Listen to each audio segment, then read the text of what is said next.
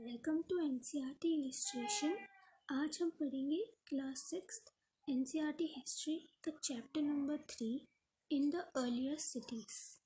इस चैप्टर में हम जानेंगे कि हमारे सब कॉन्टिनेंट में सबसे पहली बार सिटीज़ किन जगहों पे बनाई गई थी, कहाँ डेवलप हुई थी और उनकी डिस्कवरी हम लोगों ने कैसे करी। तो स्टोरी की स्टार्टिंग यहाँ से होती है कि यहाँ पे दो बच्चे हैं, एक है जसपाल, दूसरा है हरप्रीत। ठीक है, सो ये लोग अपने गली में क्रिकेट खेल रहे होते हैं अपने घर के बाहर। तब वो क्या नोटिस करते हैं कि कुछ लोग जो हैं एक पुरानी सी बिल्डिंग को एडमायर कर रहे हैं। उस घर को ये लोग हॉन्टेड हाउस बोलते थे, भूतिया हवेली बच्चे बोलते थे, लेकिन ये जो लोग हैं उस भूतिया हवेली को एडमायर कर रहे हैं, उस पर बने डिज़ाइन को तारीफ़ कर रहे हैं। वहाँ पे जो खड़े हुए लोग थे वो क्या कहते हैं कि लुक एट द आर्किटेक्चर। एक वुमेन बोलती है, have you seen the fine would craving. फिर एक और इंसान बोलता है, हमको मिनिस्टर को लेटर लिखना चाहिए ताकि वो क्या करे, अरेंजमेंट्स कर सकें और इस बिल्डिंग को रिपेयर करा सकें। यहाँ पे देखो, make arrangement to prepare and preserve this beautiful house. अब ये सब बातें सुन के वो लोग सोच में पड़ जाते हैं कि आखिर पुरानी सी बिल्डिंग को, जिसको वो लोग एक भूतिया हवेली बोलते थे, उसे ये लोग क्यों बचाना चाहते हैं। ठीक है, तो अब हम यहाँ पे जानेंगे कि story of Harappa, the first cities जो हमारे सब कॉन्टिनेंट्स में डेवलप हुई थी, उनके बारे में। और सबसे पहले यहाँ पे शुरुआत में बताया गया है कि आखिर इनकी डिस्कवरी कैसे। ठीक है, तो आज से नियरली 150 ईयर्स अगो, जब ब्रिटिशर्स इंडिया पे रूल करते थे और उस वक्त इंडिया डिवाइडेड नहीं था, इंडिया, पाकिस्तान और बांग्लादेश एक ही कंट्री थे।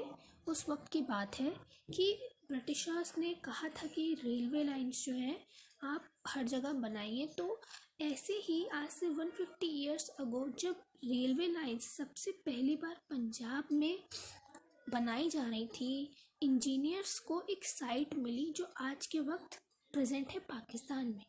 ठीक है, when railway lines were first laid down for the first time in the Punjab, engineers stumbled upon a site of Harappa, जो आज के वक्त कहाँ प्रेजेंट है, पाकिस्तान में। हड़प्पा इम्पॉर्टेंट। ठीक है, जब वो इस साइट पे पहुँचे तो उनके लिए इस जगह पे एक खंडर जैसा था, सिर्फ घर घर बने हुए थे और कुछ भी नहीं था। ठीक है, तो उनको लगा कि ये तो उनको जो घर थे उनकी ईंटों को उन्हें लगा कि अच्छा सोर्स है, तो उन लोगों ने जितने भी घर थे उनको बहुत सारे घरों को तोड़ दिया, उनकी ईंटों को यूज़ करा रेलवे लाइन्स बनाने के लिए। ठीक है, सो to them it seemed like a mound that was rich of ready-made high quality bricks, क्योंकि वहाँ पे कोई रहता नहीं था, वो खाली जगह पड़ी हुई थी। तो उन लोगों ने सोचा कि क्यों ना हम इसमें जो बनाई गई ईंटें हैं इन्हीं का इस्तेमाल करके रेलवे लाइंस बना देते हैं। ठीक है, सो उन्होंने क्या करा, carried thousands of BRICS from the walls of old building of the city, ताकि वो क्या बना सके, रेलवे लाइंस बना सके। और इस तरीके से बहुत सारे जो घर थे, बिल्डिंग्स थी हड़प्पा की साइट में, वो डिस्ट्रॉयड हो गई, क्योंकि उनमें से किसी ने सोचा ही नहीं कि ये जो हड़प्पा की साइट है ये एक वक्त में बहुत बड़ा शहर हुआ करता था, सबसे पुराना शहर हुआ करता था। ये ऐसा किसी ने सोचा ही नहीं। ठीक है, लेकिन फिर क्या हुआ, 80 ईयर्स अगो कुछ आर्कियोलॉजिस्ट को ये रियलाइज़ हुआ कि ये जो साइट है हड़प्पा की, ये one of the oldest cities थी इस सब कॉन्टिनेंट की, सबसे पुराना शहर, सबसे पहले जो बनाया गया होगा शहर उनमें से एक था। ठीक है, this was one of the oldest cities in the subcontinent. ठीक है, as this was first city to be discovered, और उसके बाद ऐसे ही जितनी भी जगहों पे जिस तरीके की बिल्डिंग्स हड़प्पा साइट में बनाई गई थी, जिस तरीके का डिज़ाइन उनका था, ऐसा ही डिज़ाइन जिन जिन साइट्स पे मिला वो सभी साइट्स को हम हड़प्पन सिटीज़ बोलते हैं। ठीक है, तो वो यहाँ लिखा है कि as this was the first city to be discovered, all other sites where similar buildings were found were described as Harappans. और जैसी भी आसपास जिन जिन जगहों पे इस तरीके की सेम बिल्डिंग्स पाई गई उनको हड़प्पन सिटीज़ बोला जाता है। ठीक है, नाम याद रखिएगा। और ये जो हड़प्पन सिटीज़ हैं ये कब डेवलप हुई थी? अराउंड 4700 ईयर्स अगो। वेरी इंपॉर्टेंट, फिर से कब? 4700 ईयर्स अगो। अब इसकी डिस्कवरी को लेके मैं कुछ नाम बता दे रही हूँ, बुक में नहीं लिखे हुए हैं, मैं ऐसे ही बता देती हूँ कि जो सिटी ऑफ हड़प्पा है वो 1921 में डिस्कवर करी गई थी। सर जॉन हर्बर्ट मार्शल ने एक एक्सटेंसिव कैंपेन चलाया था 1921 से लेकर 1922 तक, ताकि वो इन रूइंस जो है हड़प्पा के सिटी के उसमें काम कर सके। ठीक है, और 1931 में मोहनजोदारो जो एक इम्पॉर्टेंट साइट है, ये एक हड़प्पन सिटी है, ये डिस्कवर करी गई थी। अब बात करते हैं कि इन शहरों के बारे में क्या खासियत थी।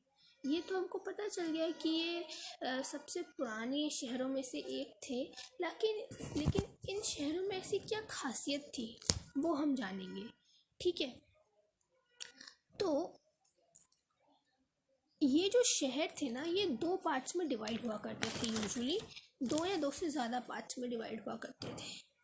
वर डिवाइडेड इनटू 2 और मोर पार्ट्स।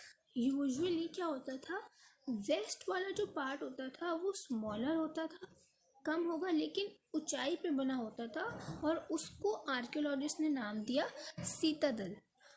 ठीक है, और ईस्ट वाले पार्ट को, जो कि बड़ा था लेकिन लोअर था, नीचे में था, उसको पार्ट नाम दिया लोअर टाउन। तो 2 पार्ट्स, एक सीतादल, दूसरा लोअर टाउन। सीतादल हायर में बना है, ऊंचाई में है और कम है। ईस्ट वाला लोअर टाउन, लोअर नीचे बना है लेकिन बड़ा है। ठीक है, और ऑफ्टन क्या हुआ करता था कि जो वॉल्स की, जो ब्रिक्स की जो वॉल है, इनके अराउंड बिल्ड कर दी जाती थी, इन्हें पूरी तरह से इन्हें घेर लिया जाता था, बंद कर दिया जाता था। Very often walls of baked bricks were build around each part. अब ये जो ब्रिक्स है ना, आपको पता होगा कि जो ईंटें बनाई जाती हैं उन्हें बेक किया जाता है। तो ये जो ईंटें बनाई गई थी इनको इतने अच्छे तरीके से बेक करा गया, इतनी मजबूती से बनाया गया था कि हज़ारों सालों तक सरवाइव कर पाई।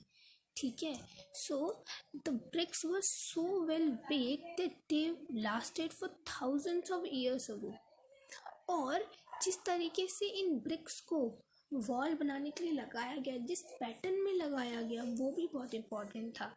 The bricks were laid in the interlocking pattern, जिसकी वजह से ब्रिक्स जो है और ज़्यादा स्ट्रॉन्ग बने। ठीक है, the bricks were laid into an interlocking pattern that made the walls stronger. अब क्या होता था, कुछ शहरों में स्पेशल बिल्डिंग्स भी बनाई जाती थी, और किस जगह बनाई जाती थी? सीतादल में। सीतादल कौन सा एरिया था? जो स्मॉलर था लेकिन हायर ऊंचाई पे बनाया जाता था। उससे पहले ये जो साइड में यहाँ पे दिया हुआ है, एक बार वो पढ़ लेते हैं कि ये जो सिटी है, हड़प्पन सिटीज़ है, किन किन जगहों पे पाई गई। तो ये जो हड़प्पन सिटीज़ हैं ये पाई गई थी found in Punjab, Sindh, Pakistan, Gujarat, Rajasthan, Haryana, Punjab in India. इन सब जगहों पे आर्कियोलॉजिस्ट को हड़प्पन सिटीज़ मिली हैं, और इन्हीं हड़प्पन सिटीज़ में बहुत सारे ऑब्जेक्ट्स भी मिले हैं, यूनिक ऑब्जेक्ट्स। उनमें से क्या क्या यूनिक ऑब्जेक्ट्स हैं? एक है red poetry, painted with red poetry है, उस पर ब्लैक कलर का डिज़ाइन बना है। ठीक है, स्टोन है, स्टोन वेट्स, यानी कि पहले जो है उस पे तोले पे स्टोन वेट किए जाते थे। 1 केजी 2 केजी इस तरीके के तोले नहीं होते थे, वो लोग पत्थरों का इस्तेमाल करके वज़न नापते थे। ठीक है, सील्स मिली हैं, स्पेशल बीट्स मिले हैं, और क्या है, और भी बहुत सारी चीज़ें हैं, जैसे कि कॉपर टूल्स है ना। इस तरीके की स्पेशल ऑब्जेक्ट्स भी आर्कियोलॉजिस्ट को इन सब साइट्स में मिले हैं। और ये जो आप मैप देख रहे हो, ये है वो हड़प्पा की साइट्स। और एक चीज़ इसमें भी नोटिस करेंगे कि सारी साइट्स ना रिवर के अलोंग बनाई गई है ना। और ये इंडस रिवर के अलोंग बनाई गई है। तो कौन कौन सी साइट्स हैं, नाम देखो।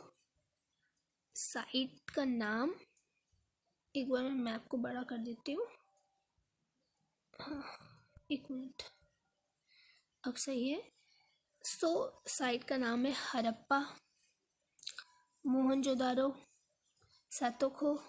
ये सारी ही साइट्स जो आप देख रहे हैं हड़प्पन साइट्स हैं। ठीक है, ये one of the oldest cities में गिना जाता है। ठीक है, ये एक इम्पॉर्टेंट है। दो साइट्स, धोलावीरा, लोथल, ये दो भी इम्पॉर्टेंट हैं। ये गुजरात में है। तो आप देख रहे हो ना किस तरीके से रिवर के अलॉन्ग, और इस जगह पे ये पूरी इंडस वैली सिविलाइजेशन जिसको हम बोलते हैं ये इस्टेब्लिश थे। और ये आज से ऐसा नहीं है कि 100 या 1000 साल पहले, ऐसा नहीं है कि अब बहुत अभी थोड़े वक्त की बात है, ये हज़ारों सालों पहले 4700 ईयर्स अगो पहले ये सिटीज़ थी, one of the earliest cities. Okay, so अब आगे बढ़ते हैं। जो मैं आपको बताई थी स्पेशल कंस्ट्रक्शन के बारे में, कि किसी किसी सिटीज़ में स्पेशल बिल्डिंग्स भी बनाई जाती थी। कहाँ पे? सीतादल में बनाई जाती थी, जिसका एग्जाम्पल है मोहनजोदारो, जो मैंने अभी आपको मैप में दिखाया। ये एक सिटी है। मोहनजोदारो में आर्कियोलॉजिस्ट को एक स्पेशल टैंक मिला। ठीक है, अ स्पेशल टैंक जिसको आर्कियोलॉजिस्ट बोलते हैं द ग्रेट बाथ। आर्कियोलॉजिस्ट ने उस टैंक को नाम दिया है the great bath.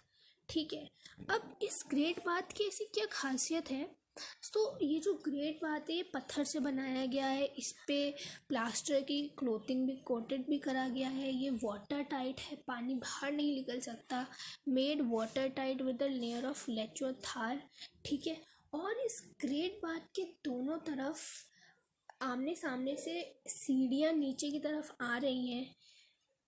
there were steps leading down to it from two sides। और इसके आजू बाजू हर तरफ रूम्स हैं। there are rooms from all sides। ठीक है, एक बार मैं आपको इसका पिक्चर दिखा देती हूँ बुक में, तो आपको क्लियर हो जाएगा। ये है वो ग्रेट बाथ जो मोहनजोदारो की साइट में मिला है। ये जो आप देख रहे हो ये है ग्रेट बाथ। तो ये वो स्टेप्स हैं दोनों तरफ से, है ना। इसके आसपास से रूम्स थे जिसको प्रॉबेबली तोड़ दिया गया है, नहीं बचे हैं। और इस तरीके से यहाँ पे पानी इकट्ठा करा जाता था, तो इसको बोलते हैं ग्रेट बाथ। और ये सीतादल की तरफ बनाया गया था। और ये कहाँ पे है? मोहनजोदारो में। सो इसके बारे में बताया गया है। मूविंग ऑन, इसमें ऑब्वियसली बात है जिस तरीके से दिख रहा है, जिस तरीके से नाम दिया है, तो यहाँ पे लोग क्या करते होंगे कि यहाँ पे आके लोग बाथ लेते थे स्पेशल ओकेजन में। ऐसा होता होगा, है ना। Perhaps important people took a dip in this tank on special occasion। ठीक है, नेक्स्ट है, ऐसे ही और भी सिटीज़ थी जैसे कालीबंगन और लोथल, जहाँ पे फायर अल्ताफ्स और सेक्रीफाइसेस जिसे हम बोलते हैं परफॉर्म किए जाते थे। सेक्रीफाइसेस जिसको आप बोल सकते हो यज्ञ हिंदी में, वो परफॉर्म किए जाते थे। ठीक है, सो और ये जो साइट्स हैं जैसे कि मोहनजोदारो, हड़प्पा, लोथल, इनमें स्पेशली एलोबरेटेड स्टोर हाउसेस भी हुआ करते थे। ठीक है, तो ये तो इन शहरों की बात हो गई कि आखिर इन शहरों में ऐसी क्या खासियत हुआ करती थी। अब आगे बढ़ते हैं और ये जानते हैं हाउस, ट्रेन्स एंड स्ट्रीट्स। इन शहरों में घर कैसे होते थे, स्ट्रीट्स कैसे होती थी, ड्रेन्स कैसे होते थे। तो जर्नली जो हाउस हुआ करता था वो या तो 1 मंजिल का या 2 मंजिल का हुआ करता था, आइदर ऑफ 1 और 2 स्टोरी हाई। ठीक है, और रूम्स जो है वो बिल्ड होते थे अराउंड अ कॉर्टयार्ड, यानी कि आंगन भी बनाया जाता था एक। ठीक है, जैसे कि आज भी आप देखते हो कि बहुत से घरों में बड़े बड़े आंगन होते हैं, तो पहले भी आंगन भी बनाया जाता था। ठीक है, और इन सभी घरों में एक सेपरेट बाथिंग एरिया होता था और एक वेल होता था पानी के लिए। ये तो बात हो गई किस तरीके के घर होते थे। अब बात करते हैं कि ड्रेन्स कैसे होते थे। सो अगर आप देखोगे कि आप मतलब नोटिस नहीं कर पाओगे जिस तरीके से आर्कियोलॉजिस्ट बता रहे हैं, लेकिन जो ड्रेन्स होते थे उसमें एक जेंटल स्लोप होता था, एक हल्का सा जिसको बोलते हैं ढलान टाइप की होती थी, ताकि वाटर आसानी से फ्लो कर सके। सो ईच ड्रेन, जितने भी ड्रेन्स बनाए जाते थे उन सब में एक जेंटल स्लोप होता था, ताकि वाटर जो है इजीली उसमें से फ्लो कर सके। और ये सारे ही ड्रेन्स, हर घर के जो ड्रेन्स थे वो कनेक्टेड होते थे। ठीक है, किससे? स्ट्रीट से। Drains in houses were connected to those on streets, और छोटे छोटे ड्रेन्स मिलके बड़े ड्रेन्स में मिल जाते थे। Smaller drains led to the bigger once.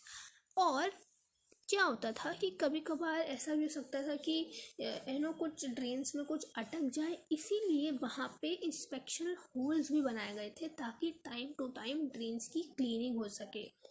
ठीक है, so as drains were covered, inspection holes were provided at intervals to clean them.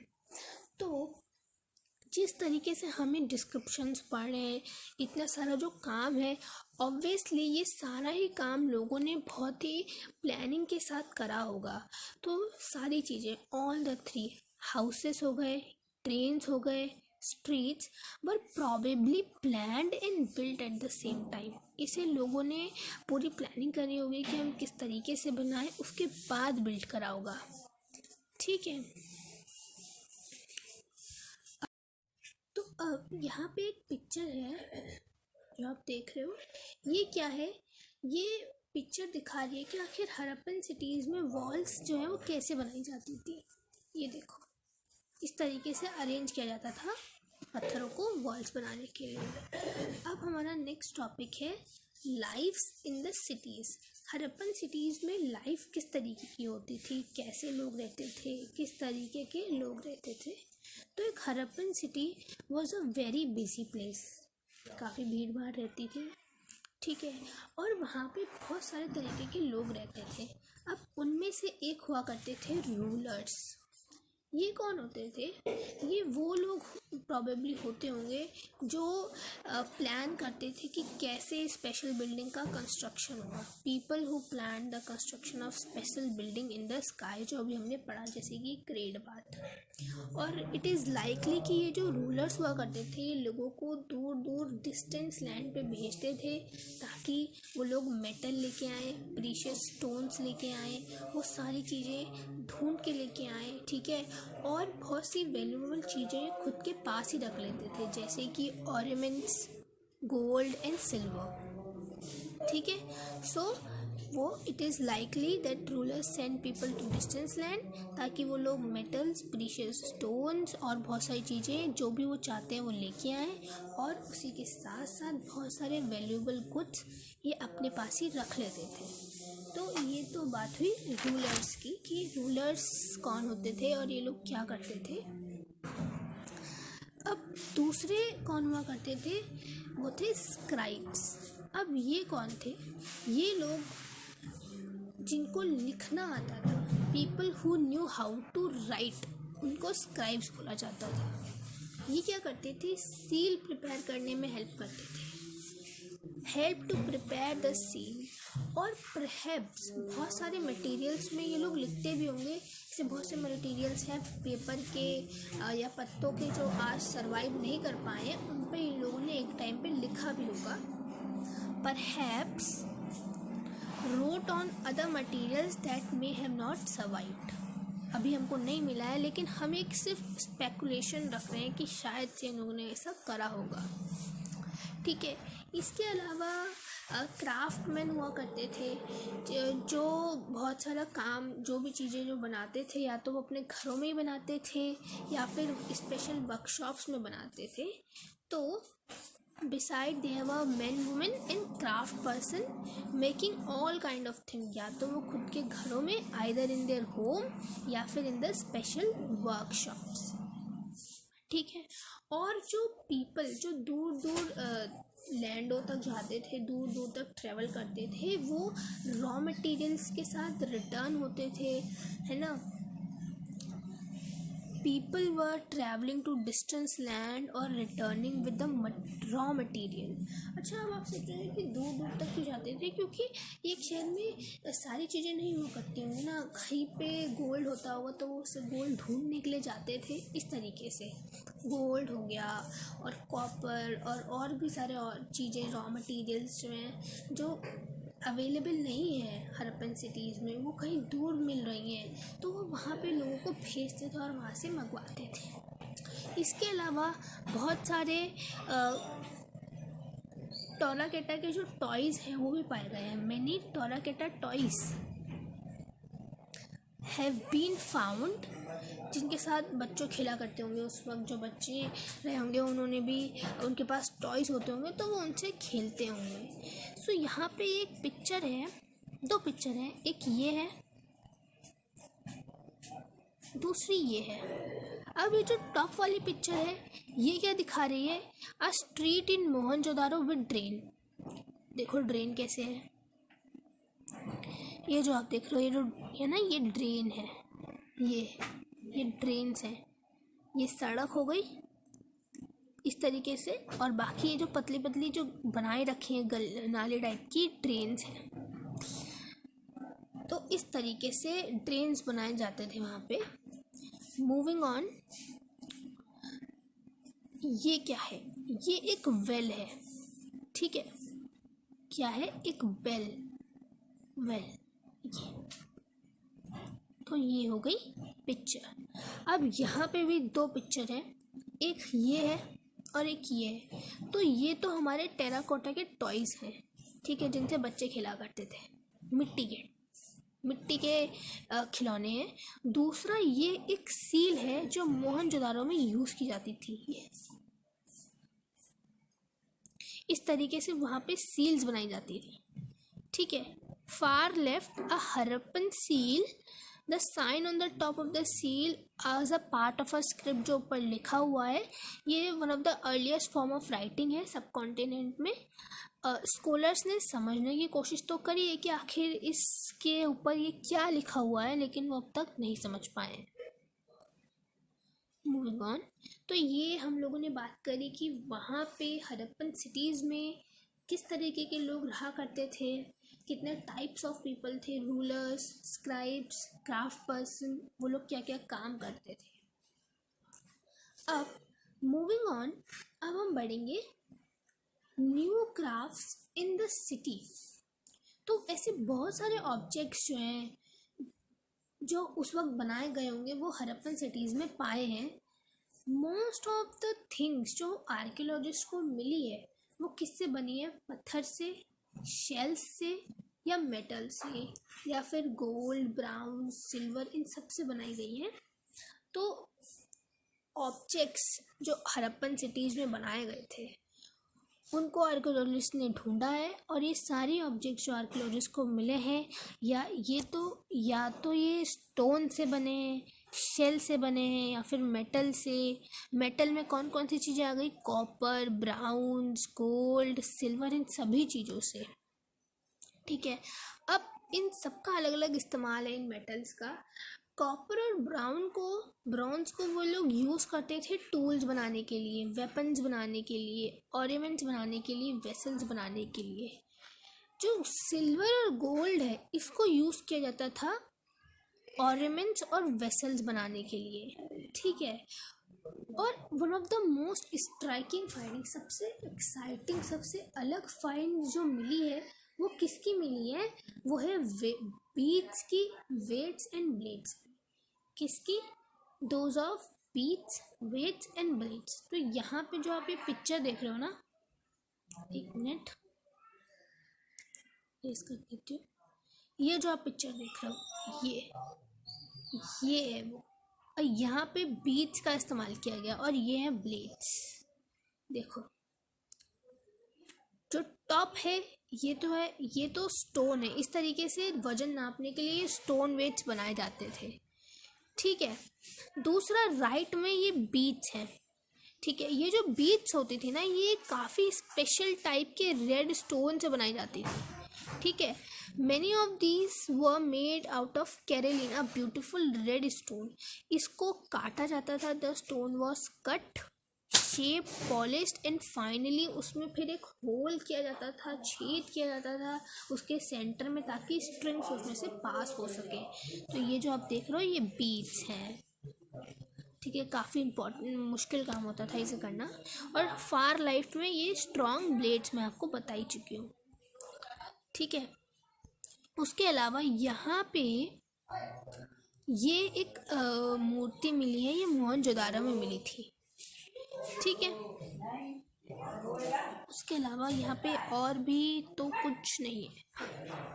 अब जो हड़प्पन्स जो सील बनाते थे ये पत्थर से बनाते थे, ठीक है। हड़प्पन्स ऑल्सो मेड सील, जो आपको मैंने दिखाई ऊपर, ये किससे बनी होती थी? स्टोन से बनी होती थी। और जनरली जैसा हमने पिक्चर में देखा एक रेक्टेंगुलर शेप की होती थी, ठीक है। और उसमें एक एनिमल क्रेव्ड आउट हुआ करता था, जैसे उस सील में हॉर्स था।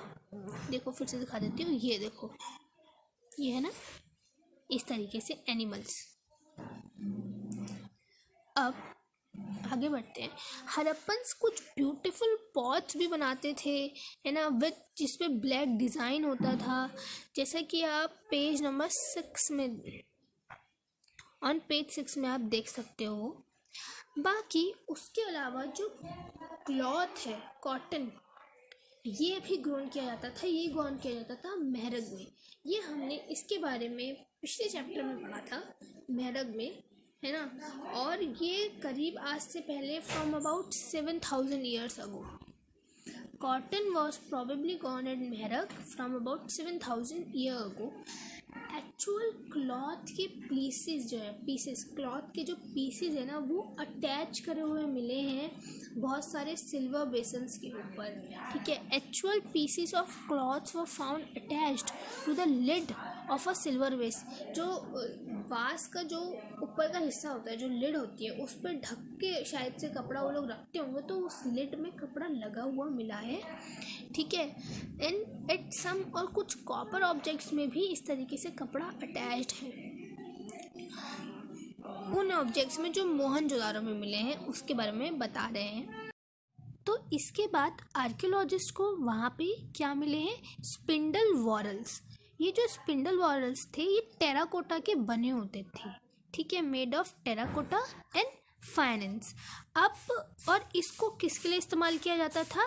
स्पिन ट्रेड के लिए। अब मैं आपको जो 3 नाम हमने अभी सुने हैं, स्पिंडल वॉरल्स, टेराकोटा एंड फाइनेंस, इनकी इमेजेस दिखाती हूँ ताकि आपको थोड़ा और ज़्यादा क्लियरिटी होगी और इमेजेस से समझ में आएगा। तो यहाँ पे जो सबसे पहली इमेज आप देख रहे हो ये है स्पिंडल वॉरल्स, ओके। मूविंग ऑन, जो मैंने नेक्स्ट नाम लिया था वो था टेराकोटा। ये जो टेराकोटा है ना, ये एक मिट्टी होती है लाल कलर की, ये देख रहे हो ना, ये जिस टेराकोटा से बनाए गए हैं, ये बर्तन टेराकोटा नहीं है, लेकिन जिस मिट्टी से बनाए गए उसका नाम टेराकोटा है, ठीक है। उसके अलावा हमने लास्ट नाम पढ़ा फाइनेंस। ये जो आप ऑर्नामेंट्स देख रहे हो ये हड़प्पन सिटीज़ में ही मिले हैं और इनको ही हम फाइनेंस बोलते हैं, ठीक है। इसके अलावा एक आपकी बुक में भी बताया गया है फाइनेंस के बारे में कि क्या ये कोई स्टोन या पत्थर नहीं होते हैं जो कि नेचुरली पाए जाएं, बल्कि ये आर्टिफिशियली प्रोड्यूस किए जाते हैं, ठीक है। उसके बाद और क्या इस्तेमाल किया जाता है? गम का इस्तेमाल किया जाता है इनको शेप करने के लिए, टू शेप सैंड और powdered squeeze into an object, ठीक है। अभी ये सब इतना इम्पॉर्टेंट नहीं है, आगे बढ़ते हैं। और इसमें ये जो बात है शायद से आपको समझ में आ गई होगी कि आर्कियोलॉजिस्ट को वहाँ पे स्पिंडल वॉरल्स मिले हैं, ठीक है, made of terracotta and faience, these were used to spin thread. उसके अलावा ये जितनी भी चीज़ें जो बनाई गई थी ना, ये प्रॉबेबली स्पेशलिस्ट द्वारा बनाई जाती होंगी। अब ये स्पेशलिस्ट क्या होता है? स्पेशलिस्ट, फॉर एग्जाम्पल आप डॉक्टर समझ लीजिए, एक डॉक्टर लोगों का इलाज करने में स्पेशल होता है, वो उसकी खूबी है, वो उसमें ट्रेंड होता है। सिमिलरली एक पेंटर है, वो घर को पेंट करने में ट्रेंड है, उसमें स्पेशलिस्ट है। इस तरीके से उस वक्त भी कुछ लोग एक स्पेसिफिक काम में ट्रेंड होते होंगे और उसके स्पेशलिस्ट होते होंगे, ये कहने का मतलब है। तो बहुत सी चीज़ें जो हमने अभी पढ़ी, जो हमको साइट्स में मिली थी, ये probably the work of the specialist. Okay, specialist कौन होते थे? Is a person who is train to do only one kind of work. वो किसी एक काम में ही बहुत ही एक काम करता है, वो उसी में स्पेशलिस्ट है और उसे बहुत अच्छे से करना जानता है, बखूबी से करना जानता है। जैसे कि उस वक्त में बहुत से लोग मे बी स्टोन कटिंग में ट्रेंड होंगे, पॉलिशिंग पॉलिशिंग बीड्स को पॉलिश करने में अच्छे होंगे, कुछ सील्स बनाने में अच्छे होंगे, इस तरीके से। ठीक है, हमने सील ऊपर देखी थी किस तरीके से बनाया जाता है, लेकिन हर कोई इंसान स्पेशलिस्ट नहीं हो सकता। ठीक है, not everybody would have been a specialist. ठीक है, वी डोंट नो। अब हमें ये नहीं पता कि मीन्स सारे जितने भी स्पेशलिस्ट होते थे वो सिर्फ मेंस ही होते थे या उसमें कुछ वुमेन्स भी होती थी। तो ये स्पेसिफिक नहीं है कि उस वक्त में सिर्फ मेन ही स्पेशलिस्ट वाले काम करते थे या वुमेन्स भी करती थी। तो हमारा अब जो नेक्स्ट टॉपिक है वो है in search of raw materials. तो रॉ मटेरियल्स ऐसे सब्सटेंस होते हैं जो या तो नेचुरली पाए जाते हैं, जैसे कि वुड, रॉ मेटल, या फिर इन्हें फार्मर्स और हर्डर्स प्रोड्यूस करते हैं। ठीक है, और इन रॉ मटेरियल्स को फिर प्रोसेस किया जाता है और इनसे फाइनाइज्ड गुड्स बनाए जाते हैं। जैसे रॉ मटेरियल का एक एग्जांपल है कॉटन। कॉटन एक रॉ मटेरियल है जिसको फार्मर्स उगाते हैं, प्रोड्यूस करते हैं। उसके बाद इस कॉटन को प्रोसेस किया जाता है और कॉटन से क्या बनाए जाते हैं? क्लॉथ। क्लॉथ क्या हो गया? एक फाइनाइज्ड गुड। अब ये जो हड़प्पन्स थे ना, ये रॉ मटेरियल्स जो इस्तेमाल करते थे, कुछ तो ऐसे रॉ मटेरियल्स होते थे जो लोकली अवेलेबल होते थे, लेकिन कुछ जो हैं वो बहुत दूर दूर से लाते थे। ठीक है, raw material that Harappans use were available locally, और बहुत सारी ऐसी चीज़ें वो दूर दूर जगहों से लेके आते थे, जैसे कि copper, tin, gold, silver, precious stones, ये सब दूर दूर डिस्टेंस प्लेसेस से लाए जाते थे। ठीक है, आप देख रहे हो ना, रॉ मटेरियल कॉपर, टिन, इन सब का इस्तेमाल कहाँ होता है? टूल्स बनाने में, वेपन्स बनाने में, ऑर्नामेंट्स बनाने में। तो ये रॉ मटेरियल है, उन्हें प्रोसेस करके फाइनाइज्ड गुड बनाए जाते हैं। अब नेक्स्ट पैराग्राफ में हमको बताया गया है कि ये कौन कौन सी स्पेसिफिक जगहों से हड़प्पन्स अपने रॉ मटेरियल्स लाते थे। तो यहाँ पे अगर हम बात करें कॉपर की, तो आर्कियोलॉजिस्ट कहते हैं कि ये शायद से कॉपर आज के वक्त में राजस्थान से लाया करते थे या फिर इवन फ्रॉम ओमान से। ओमान एक कंट्री है वेस्ट एशिया में, ठीक है, वहाँ से।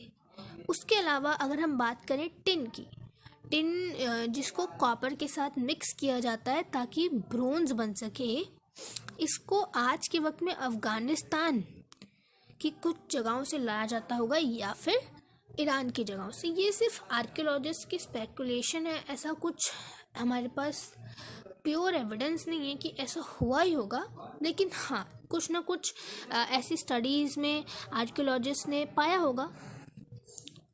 मूविंग ऑन, अगर हम बात करें गोल्ड की, तो गोल्ड आज के वक्त में प्रेजेंट डे कर्नाटका से। उसके अलावा प्रीशियस स्टोन्स ये लोग लाते होंगे गुजरात, ईरान, अफ़गानिस्तान से। तो देख रहे हो कितनी दूर दूर जगहों से कितने अलग अलग मटेरियल्स हड़प्पन्स कलेक्ट करते थे। इसके अलावा यहाँ पे दो पिक्चर आप देख रहे हो, एक ये है और एक ये है। तो ये तो एक खिलौना है, ये वाला रेड से मार्क कर देती हूँ ये चीज़, और ये एक सील है। ठीक है, इसके बारे में ज़्यादा डिस्क्रिप्शन नहीं दिया हुआ है, सिर्फ ऐसे ही दे दी गई है।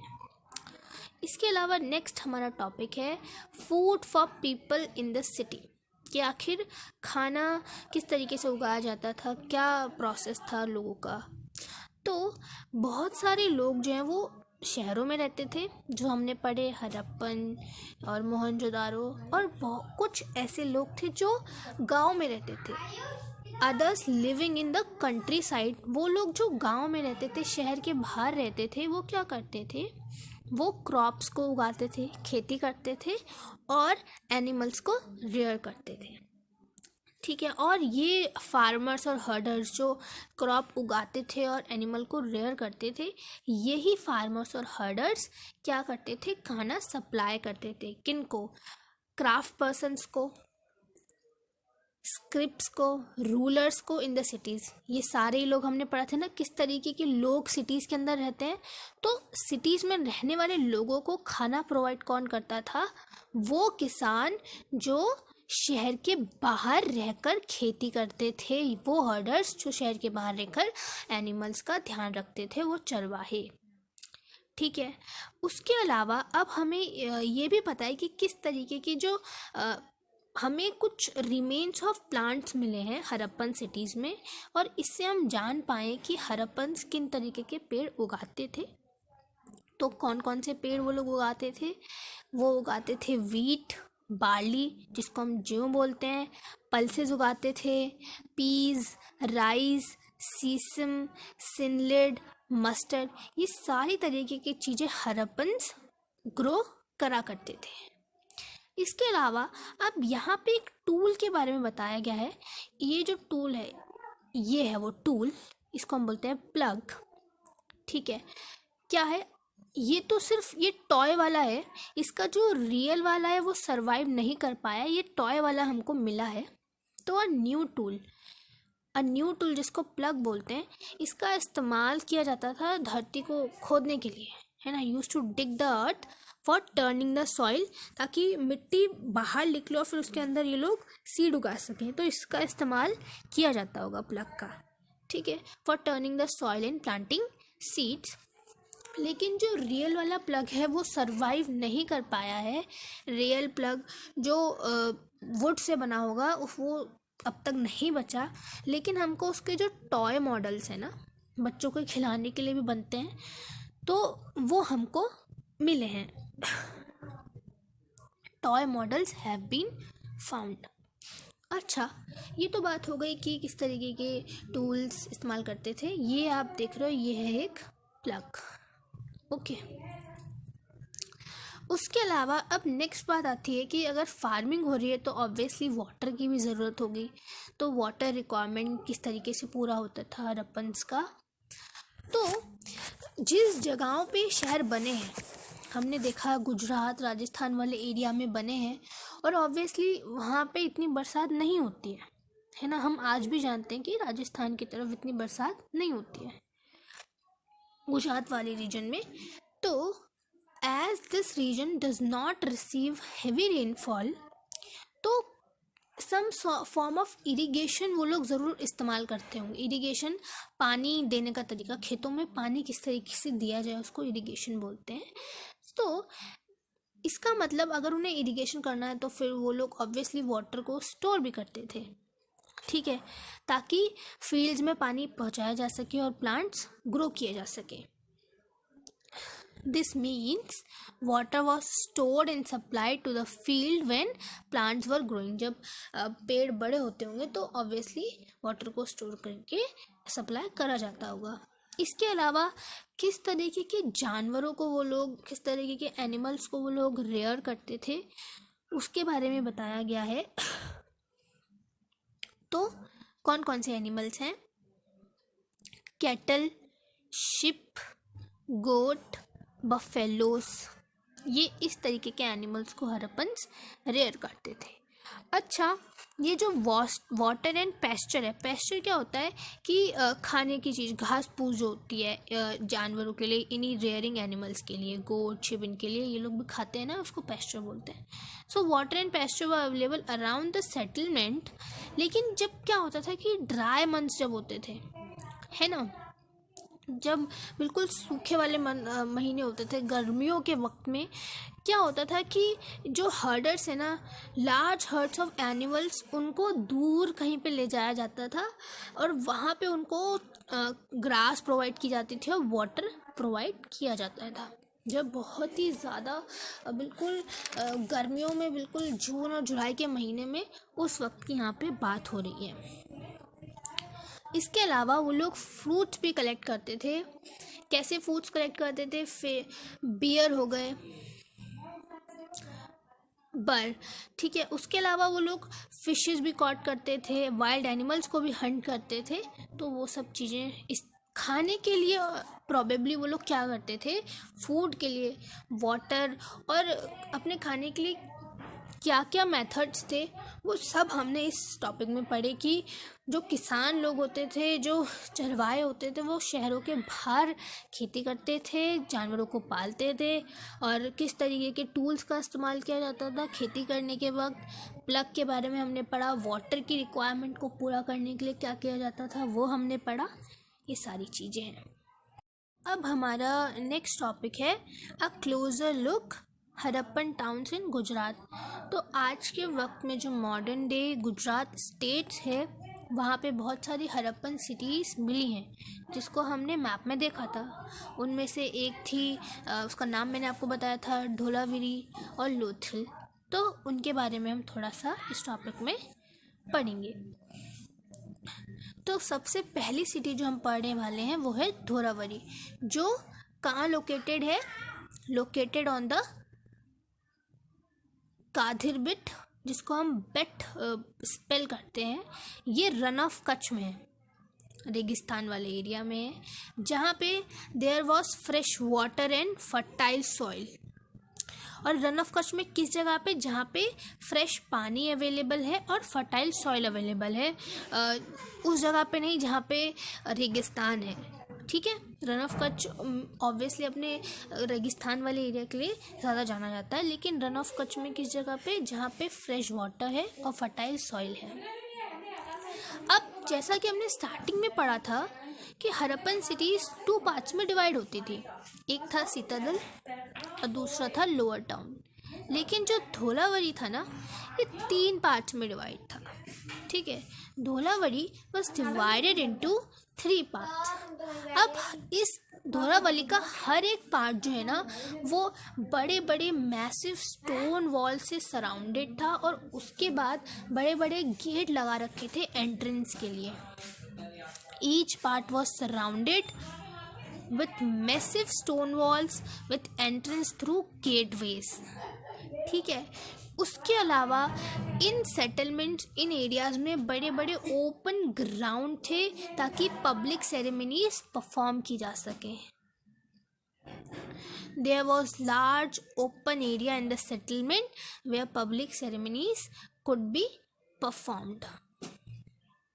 अब इसके अलावा और भी बहुत सारी चीज़ें पाई गई हैं, जैसे कि large letters of Harappan script that were craved, जिसको सफ़ेद पत्थर पे लिखा जाता था, सफ़ेद पत्थर पे क्रेव आउट किया जाता था। ऐसी चीज़ें भी मिली हैं, बड़े बड़े लेटर्स जो लिखे जाते थे।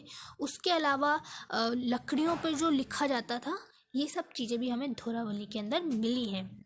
और ये जो चीज़ें, जो राइटिंग्स मिली है ना, ये यूनिक होती थी, ऐसा और कहीं नहीं मिलेगा। ये एक यूनिक तरीका था हड़प्पन राइटिंग्स का। ठीक है। तो क्या जो अभी हमने पढ़ा, फिर से एक बार, large letters of Harappan script, बड़े बड़े हड़प्पन स्क्रिप्ट्स के जो बड़े बड़े शब्द होते थे, उनको सफ़ेद पत्थरों के अंदर गड़वाया जाता था, क्रेव किया जाता था, है ना, ऐसे। और क्या करता था, परहैप्स उन्हें लकड़ियों पे भी इनलेट किया जाता था। और ये एक यूनिक थिंग है जो हड़प्पन राइटिंग्स में हम पाते हैं। और ऐसी चीज़, सेम जो तरीका है, ये हम छोटे उसमें भी पाते हैं, स्मॉल ऑब्जेक्ट जैसे कि सील्स में भी देखते हैं। ओके। तो ये हमने बात करी सिटी ऑफ धोलावीरी की। क्या क्या चीज़ें हमने पढ़ी कि ये एक इम्पॉर्टेंट हमने पॉइंट ये पढ़ा कि 3 पार्ट्स में डिवाइडेड था और इसका हर एक पार्ट जो था वो बड़े बड़े मैसिव स्टोन वॉल से सराउंडेड था। उसमें एंट्रेंस गेटवेज थे। There were large open areas in settlements, ताकि पब्लिक सेरेमनी की जा सके। और हमने हरप्पन स्क्रिप्ट की एक स्पेशल क्वालिटीज़ में के बारे में पढ़ा कि कैसे वो लोग बड़े बड़े लेटर्स को सफ़ेद पत्थरों में गड़वाते थे, क्रेफ्ट कराते थे या वुड में कराते थे, वो हमने पढ़ा।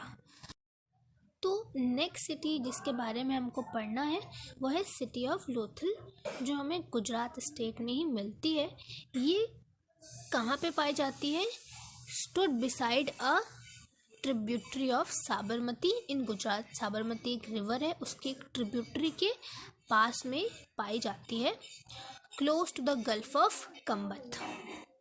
जिस जगह पे लोथल लोकेटेड है ना, वो जगह उसके आसपास के एरियाज़ में रॉ मटेरियल्स भर भर के पड़ा है।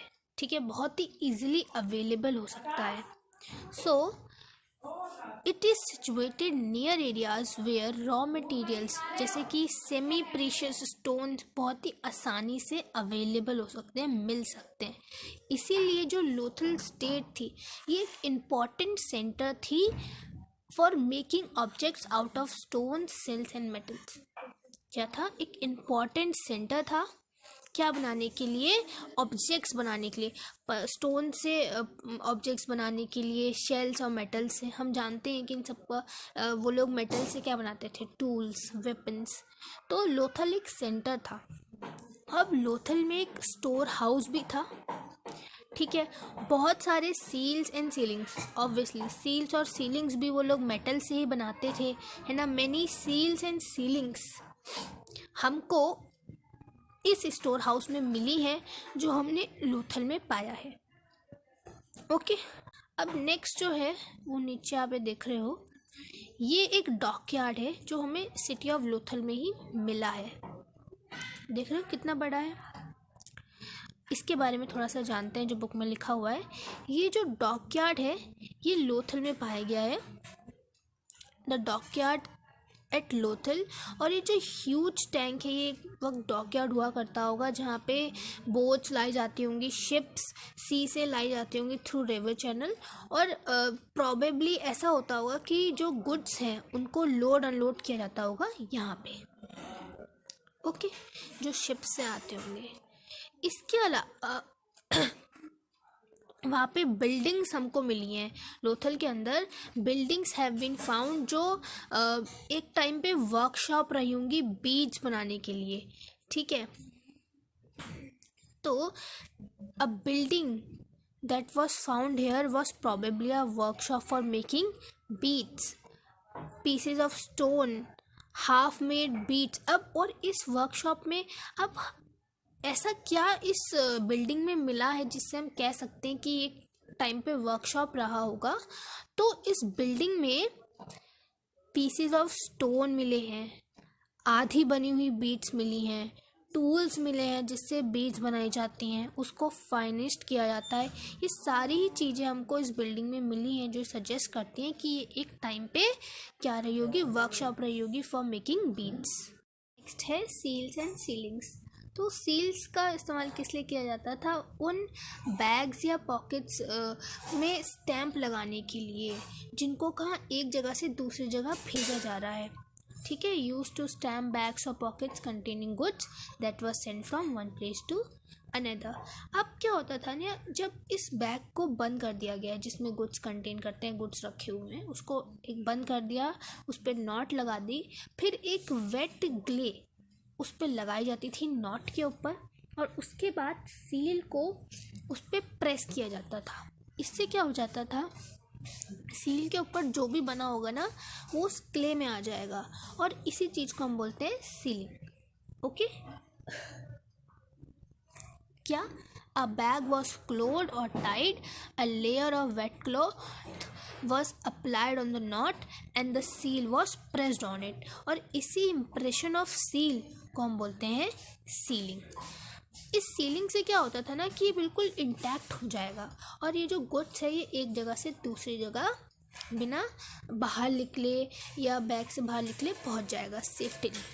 ठीक है, one could be assured that the goods can arrive safely. अब हम इस चैप्टर का लास्ट टॉपिक पढ़ने वाले हैं, वो है मिस्ट्रीज ऑफ द एंड, कि आखिर ये जितनी भी हड़प्पन सिटीज़ हैं इनका अंत कैसे हुआ, ये ख़त्म कैसे हो गई, एक तरीके से आप कह सकते हो। ऐसा नहीं है कि वहाँ पे सारे रहने वाले लोग मर गए, लेकिन लोगों ने ये शहरों को छोड़ के और जगह रहना कैसे शुरू कर दिया, बेसिकली वो हम जानेंगे। तो टॉपिक है the mysteries of the end. सबसे पहले हम ये जानेंगे कि आखिर हुआ क्या, व्हाट हैपेंड, या क्या चेंजेस आए, व्हाट चेंज्ड। तो आज से अराउंड 3900 ईयर्स अगो, डेट्स याद रखिएगा, 4700 ईयर्स अगो सिटीज़ डेवलप हुई थी, और अब हम बात कर रहे हैं 3900 ईयर्स अगो, नियरली 1000 सालों के बाद आप कह सकते हो। क्या हुआ कि हम एक बिगनिंग ऑफ मेजर चेंजेस, हम कुछ मेजर चेंजेस देखते हैं, और वो क्या होते हैं कि अब लोगों ने इन सिटीज़ में रहना बंद कर दिया है। People stop living in these cities. Writing, seal, जो वेट्स होते थे, अब उसको कोई भी इस्तेमाल नहीं करता। Writing, seal, weights were no longer used. Raw materials जो दूर दूर जगहों से लाया जाता था, अफ़गानिस्तान, कर्नाटका, ओमान, अब ये सब बहुत कम हो गया है। Raw materials bought from long distance became rare. Mohenjodaro जो एक बहुत मेजर सिटी हुआ करती थी एक वक्त में, अब वहाँ के रास्तों में गार्बेज जो है, कूड़ा इकट्ठा हो गया है, वहाँ का ड्रेनेज सिस्टम पूरा ब्रेक हो गया है। ठीक है, नए और इम्प्रेसिव घर नहीं बना रहे हैं लोग, कम इम्प्रेसिव घर, मतलब ऐसा नहीं, जब शुरुआत में घर बनाते थे लोग बड़े बड़े 5 स्टोरी इस तरीके के घर बनाते थे, 5 रूम्स होंगे उसके अंदर, लेकिन अब रूम जो घर लोग बनाते हैं इतने इम्प्रेसिव नहीं है स्ट्रीट्स में भी। तो in Mohenjo-daro we find garbage piled up on the streets, drainage system broke down, less impressive houses were built even in the streets. तो ये कुछ चेंजेस हैं जो हम ऑब्जर्व करते हैं। अब हम जानते हैं कि आखिर ऐसा क्या हुआ होगा जिस वजह से, why did all this happen, ऐसा क्या क्या रीज़न क्या हो सकता है इन सब की वजह का कि यहाँ पे शहरों में लोगों ने रहना ही बंद कर दिया। इतना बड़ा जो ये मेजर चेंज है, ये क्या रीज़न्स हो सकते हैं जो ये चेंजेस आए। तो देखो, कोई श्योरिटी तो किसी भी चीज़ की अभी भी हमारे पास नहीं है, क्योंकि हमारे पास कोई बिल्कुल भी श्योर एविडेंसेस नहीं है, लेकिन फिर भी स्कॉलर्स सजेस्ट करते हैं कि जो नदियाँ हैं ना वो बिल्कुल सूख गई होंगी। Scholars suggest that the reverse dried. कुछ ये भी कहते हैं कि डिफॉरेस्टेशन हो गया, जो जंगल थे पूरे के पूरे तबाह हो गए होंगे। ठीक है, सजेस्ट देयर वर डिफॉरेस्टेशन। और ये डिफॉरेस्टेशन क्यों हुआ होगा? क्योंकि देखो, ब्रिक्स बनाने के लिए मैंने आपसे कहा कि ईंटों को बेक किया जाता है, उसके लिए फ्यूल इस्तेमाल होता है, और उस वक्त वन एंड ओनली आग जलाने के लिए किसका इस्तेमाल किया जाता होगा? लकड़ियों का। और वो लकड़ियाँ कहाँ से आएंगी? जंगल से आएंगी। तो this could have happened because fuel was required for baking bricks. इसके अलावा कॉपर को मेल्ट करके उससे ओर बनाना, उसके लिए भी हमको किसकी ज़रूरत है? हीट की, फायर की ज़रूरत है। और वो कहाँ से आएगा? वो आएगा लकड़ियों के जलने से, फॉर मेल्टिंग ओर्स।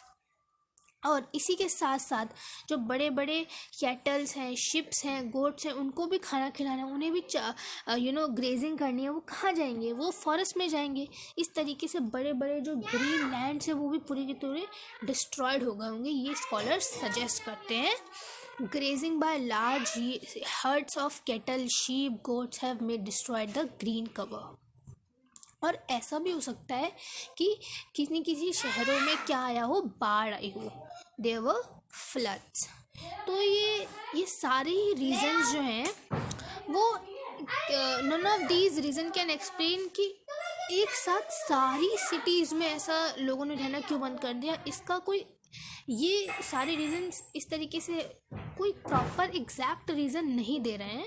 हाँ, लेकिन ये शायद से कुछ हो सकते हैं, लेकिन सभी की सभी सिटीज़, हमने पढ़ा बहुत सारी सिटीज़ थी, सभी की सभी सिटीज़ में इस तरीके से रहना बंद कर देना, तो कुछ फ्यू रीजंस उनको एक्सप्लेन नहीं कर सकते हैं। ठीक है, फ्लडिंग और नदियों का सूख जाना, ये ऑब्वियसली कुछ इफ़ेक्ट डाल सकता है, किन्हीं किन्हीं शहरों में इसका इफ़ेक्ट आया होगा, लेकिन इसकी वजह से पूरा का पूरा वो रुक जाना अभी भी एक्सप्लेन नहीं कर सकता। तो हम ये कह सकते हैं कि कोई एग्जैक्ट रीज़न नहीं है, लेकिन सिर्फ स्कॉलर्स ने सजेस्ट करा है, बताया है कि ऐसा हो सकता है। इसी के अलावा ऐसा भी हो सकता है कि जो रूलर्स हुआ करते थे उन्होंने अपना कंट्रोल ही लॉस कर दिया, लोगों पे जो कंट्रोल था, लोग रिबेल करने लगे होंगे, अब वो कह रहे होंगे कि हम आपकी बात क्यों माने। ऐसा भी हो सकता है ना। और ऐसा हम क्यों कह रहे हैं, क्योंकि कुछ केसेस पे क्या है ना, इफ़ेक्ट ऑफ चेंजेस बहुत ज़्यादा क्लियर है। जैसे कि साइट्स जो सिंध में पाई जाती हैं, वेस्ट पंजाब पाकिस्तान में, ये इनको पूरी तरीके से अबैंड कर दिया गया था।